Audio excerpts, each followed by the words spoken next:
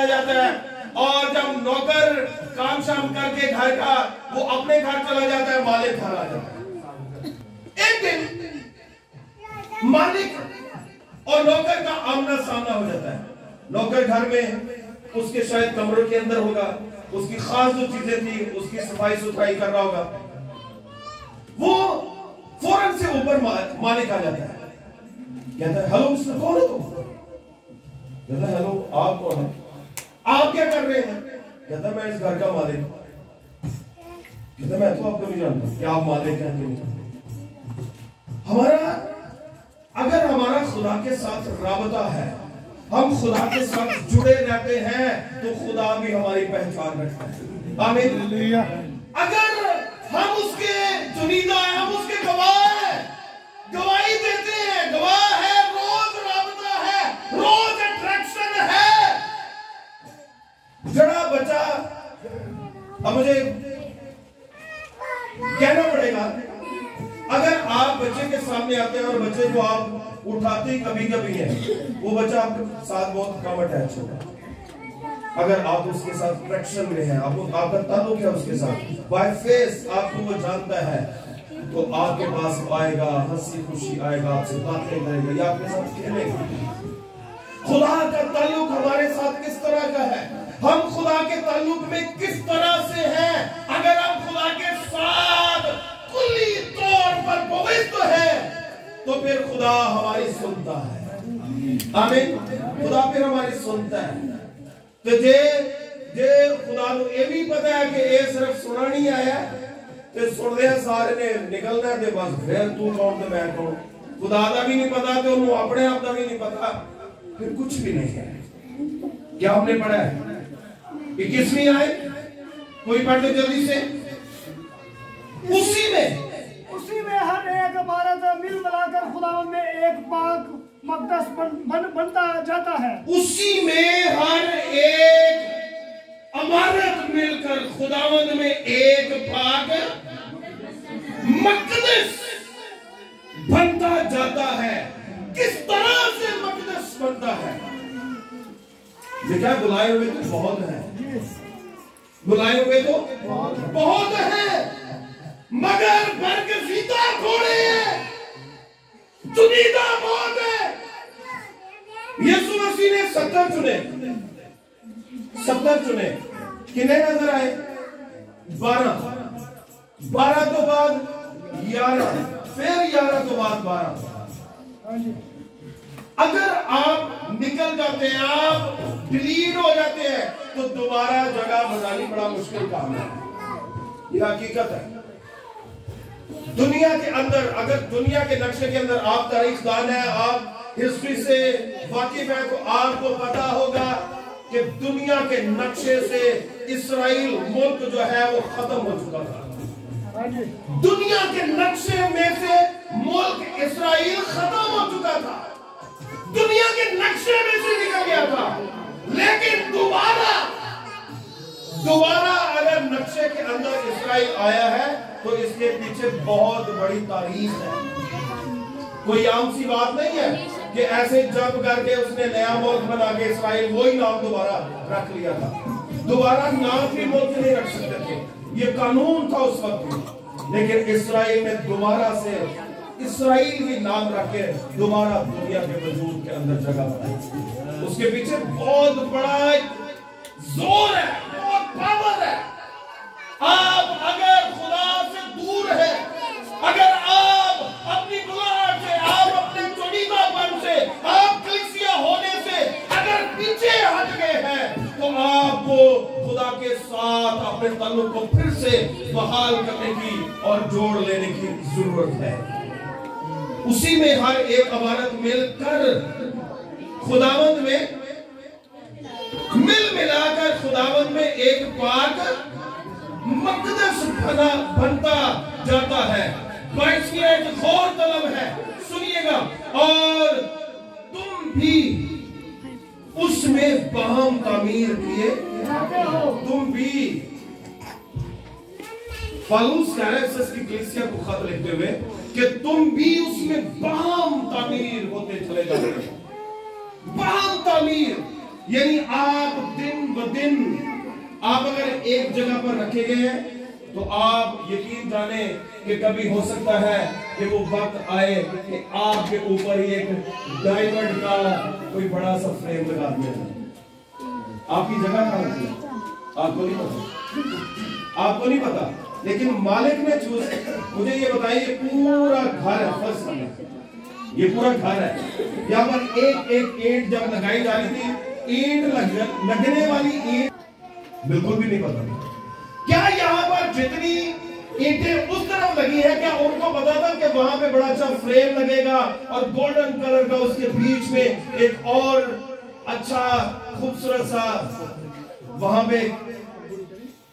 आप भी जब कलीसिया के अंदर लगते हैं यानी रखे जाते हैं तो आपको भी शायद पता नहीं होता कि आज या कल मैं और मेरी जगह कहां होगी। अगर मैं कहूं, मैंने बहुत दफा पहले भी ये कहा है कि जिस दिन मैं पैदा हुआ था अपनी मां के पेट से, तो मेरी मां ने पैदा होते ही मेरा नाम पादरी शमौन बशीर नहीं रखा था। हाँ, ये है कि कलीसिया के लोगों में शामिल रहे, लेकिन ये पता ही नहीं था कि कब मैंने खादम बन जाना है, कब मैंने कलाम के लिए खड़ा हो जाना है, ये मुझे नहीं पता था। लेकिन आपको भी मेरे ख्याल में नहीं पता होगा। बहुत सारे ऐसे हैं कि आपको नहीं पता, लेकिन आपका खुदा को पता है कि आप कहां के लिए बुलाए गए हैं और कहां पर आप रखे गए हैं। खुदा आपको कहां इस्तेमाल करना चाहता है, खुदा ने आपकी कहां जगह रखी है, आपकी कदर क्या है, आप किस तरह से खुदा के गवाह हैं। यीशु मसीह के गवाह कौन है, किस तरह से गवाह है, वो किस तरह से अपने आप को पेश कर रहे हैं। और तुम भी कि हमारे बदनों से यीशु मसीह के नाम को जलाएं।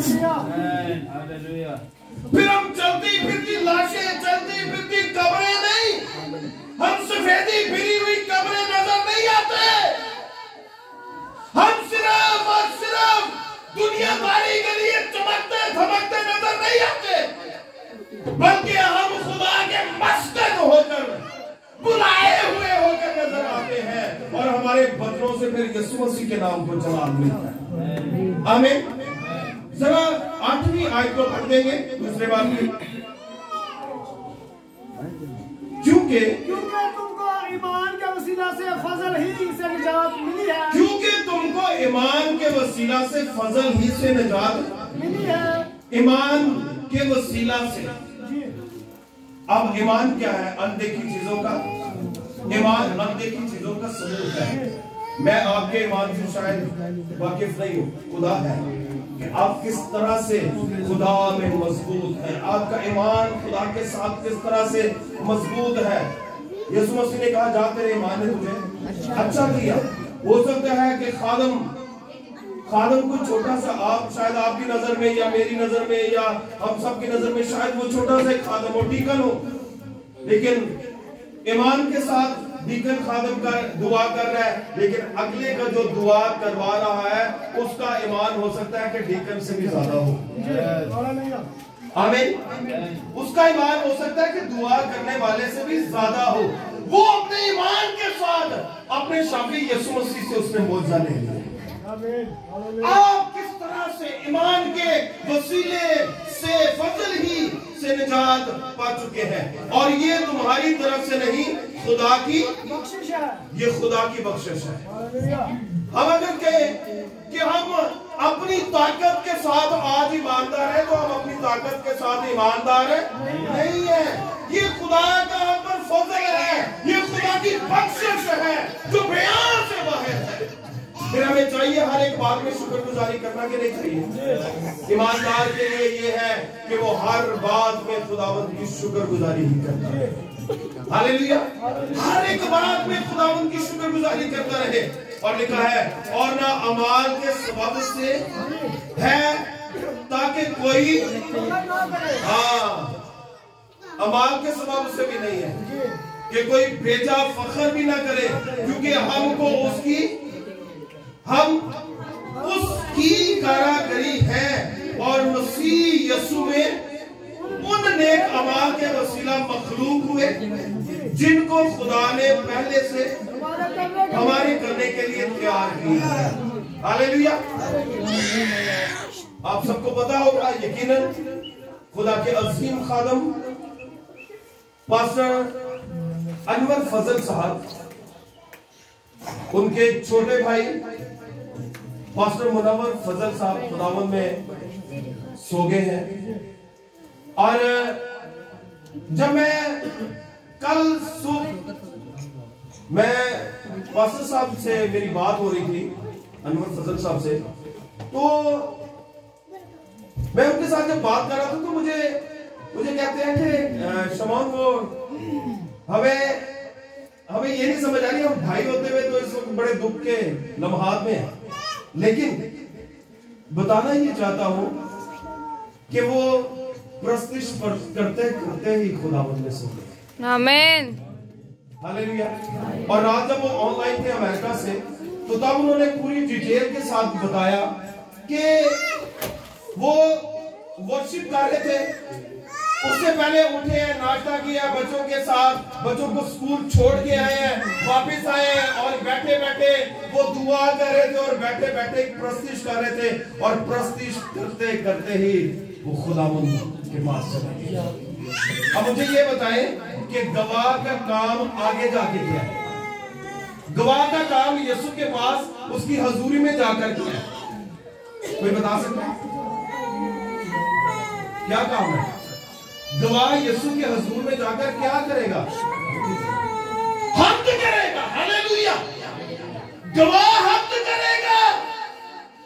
वहां यीशु के हजूर में जाकर पादरी साहब, बिशप साहब, एल्डर साहब या पोप साहब वो खड़े होकर ये नहीं कहेंगे कि नहीं आज मुझे तो यहां पर एज ए स्पीकर बुलाया गया है।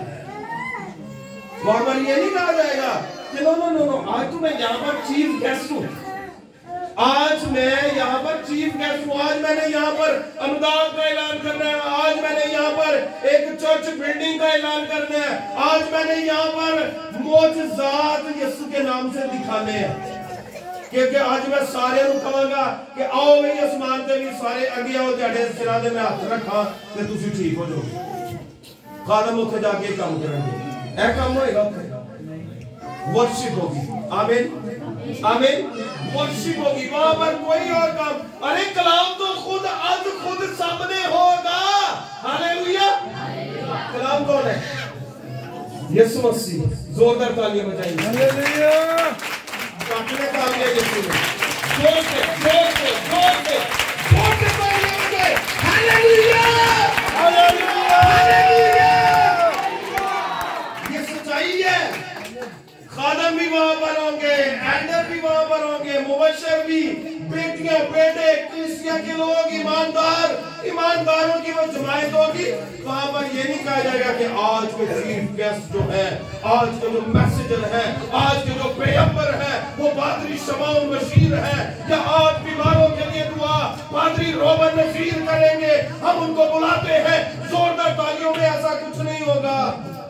कलाम सुनाने वाला भी और कलाम सुनने वाला भी वही होगा जिसका नाम यीशु है। Hallelujah hallelujah.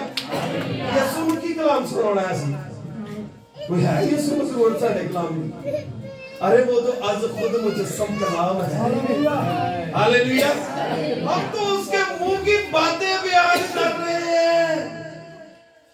यूहन्ना कहता है मैं तो उसकी जूती का तस्मा खोलने के भी लायक नहीं, मैं तो उसकी जूती का तस्मा खोलने के भी लायक नहीं। मैं उन्हें सिखता हूं कि बयान करो उनके सामने। और तो पहले ही वो कहने आ जो पता है क्या होने है, कहता मेरे बाद जो आने वाला है वो मुझसे जोरावर है। आमीन। जोरावर है। और ये आउट वाला जो कहते हैं मुझसे जोरावर है, तो हालत की बयान करेंगे कि मैं तो उसकी जूती का तस्मा खोलने के भी लायक नहीं कि मैं उनके सामने कोई गल करूं। मैं नहीं बात कर सकता उसके सामने। हाँ, एक ही बात हो सकती है यीशु मसीह के सामने कि उसकी प्रस्तुति हो सकती है, उसकी सताइश हो सकती है, उसकी वडियाई का बयान, उसके बड़े बड़े जलाली कामों का बयान हो सकता है। हालेलुया। हम क्या वहां पर मौजज़ात की दुआ करेंगे? और मौजूद दिखाने वाला जिसके नाम से हम दुआ करते थे वो आज हमको तो सामने बैठा है, शाफी सामने बैठा है, तो हम उसकी शिफा को क्या डिलीवर करेंगे? हमें अपने आप को उसके गवाह बना लेने की। आमीन। आज का हमारा टॉपिक था यीशु मसीह के गवाह कौन है? कौन गवाह है? वो है जो उसके कलाम को सुनते और उस पर अमल करते। वो है जो उसके कलाम को अपनी जिंदगियों में रखकर जिंदगी बसर।